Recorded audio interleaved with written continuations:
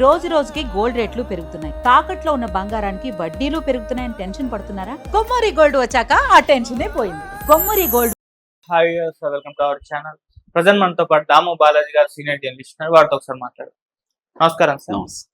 Sir, పాప జాహ్నవి కనిపించకపోయినప్పటి నుంచి కూడా చాలా మంది జ్యోతిష్యులు రావడం, వాళ్ళు జ్యోతిష్యం చెప్పడం, పాప అక్కడ ఉంది ఇక్కడ ఉంది ఈ రోజు వస్తుందని చెప్పడం, ఇటువంటివి మనం చూసాం సార్. అయితే ఇప్పుడు దీనిపైన కొంతమంది జ్యోతిష్యుల విధంగా జోస్యం చెప్పడం పైన, జ్యోతిష్యుల పైన ఈ పాప వాళ్ళ అమ్మమ్మ నానమ్మ దాడి చేశారని చెప్పేసి కొన్ని వార్తలు రావడం జరిగింది సార్. నిజంగా దాడి చేశారా? ఎవరిపైన దాడి చేశారు? ఎందుకు దాడి చేశారు? దీనికి సంబంధించి ఎటువంటి వివరాలు?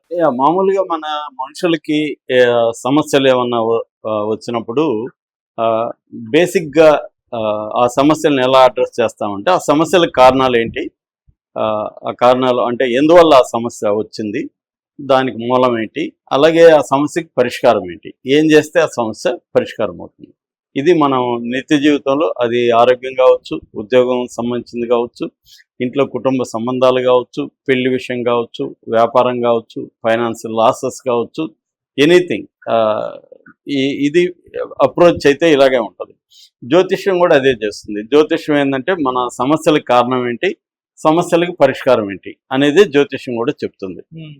అయితే ఇక్కడ మిగతా పరిష్కారాలు అంటే ఒక సైకలాజికల్ సొల్యూషన్స్ కానీ, లేకపోతే సైంటిఫిక్ సొల్యూషన్స్ కానీ, మెడికల్ సొల్యూషన్స్ కానీ, ఇవన్నీ ఏంటంటే ఎవిడెన్స్ బేస్డ్ ఉంటుంది.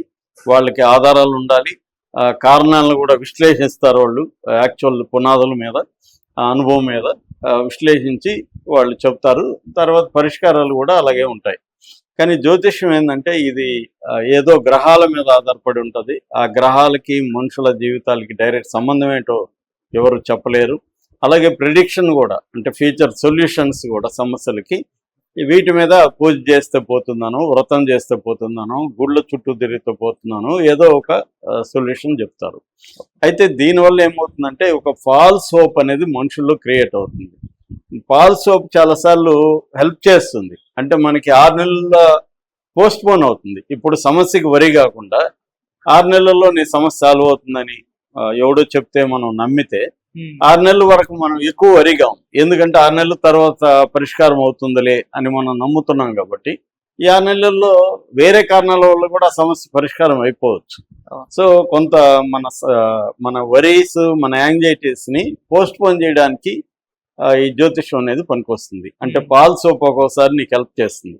అయితే పాల్ సోప్ ఒక్కోసారి చాలా డేంజరస్ కూడా. ఎందుకంటే నువ్వు నిజమైన ఇష్యూస్ మీద, నిజమైన కారణాల మీద బేస్ అయ్యి హోప్ని క్రియేట్ చేసుకోలేదు. కాబట్టి పాల్ సోపులో అది జరగలేదనుకో, అప్పుడు నీకు ఇంకా ఎక్కువ ఫ్రస్ట్రేషన్ వస్తుంది, ఎక్కువ యాంగ్జైటీ వస్తుంది, ఇంకా కోపం వస్తుంది. ఎవరిని నమ్మాలి, దేన్ని నమ్మాలి తెలీదు. సో అటువంటి ఒక సిచ్యువేషను జాహ్నవి పేరెంట్స్కి ఇప్పుడు వచ్చింది. వాళ్ళకి ఇటు పోలీసులు గట్టిగా హామీ ఇవ్వలేదు, మీ పాప దొరుకుతుందని వాళ్ళు చెప్పలేని పరిస్థితి. ఇటు జ్యోతిష్యులేమో వాళ్ళ ఇంటికి చాలామంది వెళ్ళిపోయి ఆ అమ్మాయి పేరు, జాతకాలు, అంటే అమ్మాయి అసలు పేరు జ్ఞానేశ్వరి, జాహ్నవిని కూడా పిలుస్తారు. సో అవన్నీ అడిగి వీళ్ళ తల్లిదండ్రుల జాతకాలు చూసి, ఇవన్నీ చూసి వాళ్ళు పాప బతికే ఉందని ఎక్కువ మంది చెప్తున్నారు. ఎవరో కూడా పాప లేదని చెప్పట్లేదు. పాప బతికే ఉంది, ఆ పాప ఈ దిక్కునుంది, ఆ దిక్కునుంది, ఇన్ని కిలోమీటర్ల దూరంలో ఉంది, ఫలాని రోజు వస్తుంది, జూలై ఎండ్ లోపల వస్తుంది, సెప్టెంబర్ లోపల వస్తుంది, ఇలాగా ప్రిడిక్ట్ చేస్తున్నారు. వీళ్ళు బిగినింగ్ లో వీళ్ళకి అవన్నీ ఫాల్స్ హోప్ క్రియేట్ అయింది కాబట్టి నమ్మారు. కానీ రాను ఏమైపోయిందంటే అది ఓవర్ యాక్షన్ అయిపోయింది. ఒక అఘోరి వాళ్ళ ఇంటికి వెళ్ళిపోయి రాత్రంతా కూడా మిద్ది మీద పడుకొని అర్ధరాత్రి లేసి ఏవో చేస్తున్నాడు, మంత్రాలు చదవడం, ఇవన్నీ వీళ్ళకి భయమైంది. ఇదేందిరా, ఏం జరుగుతుందని. వాళ్ళేం పెద్ద చదువుకున్న వాళ్ళు కాదు, కూలి పని చేసేవాళ్ళు.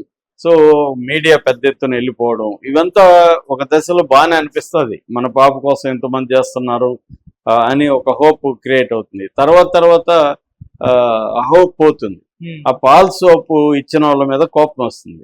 సో అందువల్ల ఇప్పుడు వాళ్ళ అవాతాత, అంటే వాళ్ళ బామ్మ, వాళ్ళ తాతయ్య, వీళ్ళు జ్యోతిష్యుల్ని తరిమి కొట్టారని వార్త వస్తుంది. వాళ్ళ దగ్గరికి రానివ్వట్లేదు జ్యోతిష్యులని. మీడియాతో కూడా మాట్లాడారు వాళ్ళు. అంటే ఎవరెవరు వచ్చి మాకేమేమో చెప్తున్నారు, మాలో అనవసరంగా ఆశలు కలిగిస్తున్నారు, కానీ అసలు ఏమీ దొరకట్లేదు, ఇప్పటి వరకు ఏమీ లేదు, 2 రోజులు అయిపోయింది, అసలు బతుకుందా లేదనేది దానికి ఎక్కడా కూడా ఏమీ సాక్ష్యం లేదు, రుజువు లేదు. సో వీళ్ళు వచ్చి లేనిపోని చెప్పి మమ్మల్ని భయపెడుతున్నారు. వీళ్ళు గమ్మున ఉండరు కదా, మీరు ఆ వ్రతం చేయండి, ఈ పూజ చేయండి, ఇంకేదో వీళ్ళు టార్గెట్ ఇస్తారు కదా, వీళ్ళు ఫోకస్ ఇస్తారు. కొంతమంది డబ్బులు కూడా లాగే బ్యాచ్ ఉంటారు. మీరు ఇది ఇస్తే నేను అది చేస్తాను, అది ఇదని వాళ్ళు బిల్డప్లు ఇచ్చి, ఆయన ఎవరో మొన్న అదేదో 100 ఏళ్ల పంచాంగమనో ఏదో ఎంత పెద్దది తీసుకెళ్ళాడు, దాంట్లో ఏదో చూస్తున్నాడు, నేను కాశీ నుంచి కన్యాకుమారి వరకు వెళ్తున్నాను అని చెప్తున్నాడు. మీ పాప 100 కిలోమీటర్ దూరంలో వైజాగ్ ప్రాంతం ఈస్ట్లో ఉందని, ఈస్ట్ అడుగుతున్నాడు పక్కన వాళ్ళు, ఈస్ట్ ఎటు పక్క ఉందని. వాళ్ళు ఈస్ట్ ఇటు పక్క ఉంది సార్ అంటే, సరే ఈస్ట్ వైపు ఏమున్నాయంటే వైజాగ్ వరకు ఉండొచ్చు అని చెప్తున్నాడు. ఇంకొక ఆయన వచ్చి అఘోరి రాత్రంతో పూజలు చేశాడు. ఇలాగా జ్యోతిష్యుల వల్ల వాళ్ళకి ఇబ్బందులు ఎక్కువైపోయింది. అంటే మామూలుగా జ్యోతిష్యం అనేది ఏంది, మనం వాలంటరీగా వెళ్ళి నన్ను అడిగితే వాళ్ళు చెప్తే అప్పుడు 1 to 1 ఉంటుంది, అది కొంత అర్థం ఉంటుంది, మనకు నమ్మకం ఉంటుంది. అడగకుండా వీళ్ళెవరో తెలియదు, నిజంగా జ్యోతిష్యం వచ్చా తెలియదు, అఘోరినా కాదా తెలియదు, వాడికి ఏం నాలెడ్జ్ ఉందో తెలియదు, వాళ్ళంతా వెళ్ళిపోయి చెప్పడం, యూట్యూబ్ ఛానల్లో అన్ని ఛానళ్ళల్లో కూర్చొని వీళ్ళు ఏదో ఒకటి వాగడం, అమావాస్య రోజు వస్తుంది అని చెప్పడం, ఇలాగ రకరకాల అమావాస్య రోజు వస్తుందని చాలామంది చెప్పారు, అమావాస్య రోజు రాలేదు.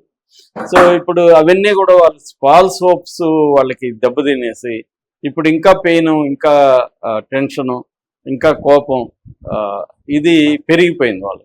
సో ఇప్పుడు వీళ్ళకి అండగా, అమ్మ నాన్నకి అండగా వాళ్ళ అవతాత కూడా వచ్చారు. వాళ్ళు పెద్దోళ్ళు కాబట్టి కొంత మామూలుగా పెద్దోళ్ళకి మూఢనమ్మకాలు ఎక్కువ, కానీ వీళ్ళు కొంత ఆలోచిస్తున్నట్టుగా ఉంది. సో వాళ్ళు ఏంటంటే ఇదంతా ఏంటిది, మమ్మల్ని కనీసం మా ఏడుపు మమ్మల్ని ఏడవనే ఉండే, మీడియా వచ్చేయడం, మీడియా రోజు గొట్టాలు పెట్టి మాట్లాడించడం, దాని తర్వాత ఎవడోడో వచ్చేసి ఏదో చెప్పడం, అంటే నోటికొచ్చిందంతా చెప్తా ఉంటే వాళ్ళకి ఇంకా పెయిన్ పెరిగిపోతూ ఉంటుంది. ఇప్పుడు సైలెంట్గా ఉంటే వాళ్ళు కనీసం వాళ్ళ దుఃఖం వచ్చినప్పుడు దుఃఖపడతారు, మీరు తప్పుడు గమ్మున ఉంటారు. వీళ్ళు వెళ్ళి పుండుని, గాయాన్ని రేపుతూ ఉంటారు కదా, ప్రతిసారి రేపుతూ ఉండడం ఒకటి, మీదే తప్పు అన్నట్టుగా చెప్పడం ఒకటి, అసలు వీళ్ళే అమ్మేసుకున్నారని రకరకాలుగా పుకార్లు క్రియేట్ చేయడం, అది ఇంకా పెయిన్ఫుల్గా ఉంటుంది. అంటే తమ బిడ్డ వెళ్ళిపోతే బాధపడడం కన్నా తామే అమ్మేసుకున్నామని, లేకపోతే తామే కారణం అని, బిడ్డ దేనికి, ఇవన్నీ గిల్ట్ క్రియేట్ చేస్తాయి. ఆల్రెడీ తల్లికి ఆ గిల్ట్ ఉంది. ఆ పాపను వదిలేసిపోయినప్పుడు నేను కొంత జాగ్రత్తగా పాపను కూడా ఇంట్లోకి తీసుకెళ్ళి చిన్న పాపకు పాలు ఇచ్చింటే బాగుండేది, నేను కొంత నెగ్లిజెన్స్ చేశాను అని ఆమె అనుకునే అవకాశం ఉంది. తండ్రి కూడా పాప నా వెనకాల వస్తుంటే నేను పట్టించుకోలేదు, చూసుకోలేదని ఆయన అనుకోవచ్చు. ఇలాగ గిల్ట్ ఖచ్చితంగా ఉంటుంది. పేరెంట్స్కి పిల్లలు మిస్ అయినప్పుడు మన తప్పు కూడా ఉంది, మనం సరిగా చూసుకోలేకపోయినాము, కాపలా కాయలేకపోయినాము సరిగా అన్న గిల్ట్ ఖచ్చితంగా పేరెంట్స్కి ఉంటుంది. దానివల్ల ఇంకా పెయిన్ ఎక్కువ వస్తుంది. అందుకని ఇప్పుడు జ్యోతిష్యుల్ని వాళ్ళు దగ్గరికి రానివ్వట్లేదని చెప్తున్నారు. అది ఒక రకం మంచి నిర్ణయం అని మనం చెప్పచ్చు. Okay sir, thank you so much sir.